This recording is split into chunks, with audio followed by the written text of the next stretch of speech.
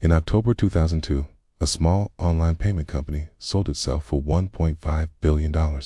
On paper, it looked like a routine tech acquisition, but hidden inside that deal was a network of future billionaires who would go on to reshape Silicon Valley, control major platforms, and influence the global economy.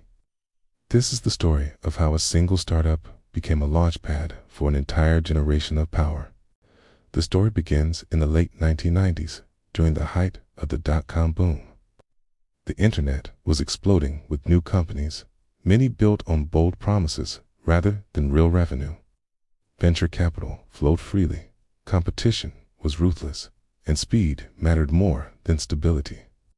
In this environment, two small startups emerged with the same goal: making digital money work on the internet. One was Confinity, founded by Max Levchin and Peter Thiel. The other was XCOM, created by Elon Musk. Both believed that whoever controlled online payments could shape the future of e-commerce. In 2000, these rivals merged under pressure from investors who saw them burning cash in a war for the same users. The combined company took the name PayPal. Its growth strategy was simple and aggressive. PayPal gave away free money to new users and offered bonuses for referrals, creating a viral loop that spread across the internet. At the same time, it embedded itself into eBay, becoming the default payment option for millions of online sellers. Every transaction strengthened the network, and every new user made the platform harder to replace.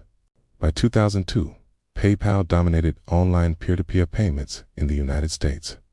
But behind the scenes, the company was unstable. Fraud was a constant threat. Hackers targeted the system, and internal conflicts divided the leadership team. Executives clashed over vision and control. During this period, Elon Musk was removed as CEO while traveling abroad. Peter Thiel took over and shifted the company's focus away from rapid expansion and toward survival, security, and profitability. This decision became a turning point. Instead of chasing every possible user, PayPal concentrated on strengthening its core business and preparing for a public offering. The timing was critical. In early 2002, PayPal went public just as the dot-com bubble was collapsing around it. While many internet companies failed, PayPal survived, standing out as one of the few profitable and stable tech firms of its generation. The crisis did not arrive as a sudden crash, but as a quiet exit. In July 2002, eBay acquired PayPal for $1.5 billion in stock. The company disappeared as an independent force, but what followed changed Silicon Valley. Many early employees and founders left eBay, taking their capital, experience, and connections into new ventures. This tightly connected group became known as the PayPal Mafia. The economic impact of this network was enormous. Peter Thiel became the first major outside investor in Facebook. Elon Musk founded SpaceX and later became CEO of Tesla. Reid Hoffman created LinkedIn. Steve Chen, Chad Hurley, and Jawed Karim launched YouTube. Others helped build or fund companies like Yelp, Palantir, and Stripe.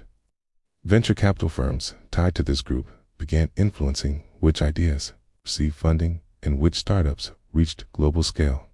The lesson was clear. Success in Silicon Valley was no longer just about building one great company. It was about creating a powerful network of founders, investors, and operators who could multiply their influence across industries, markets, and technologies.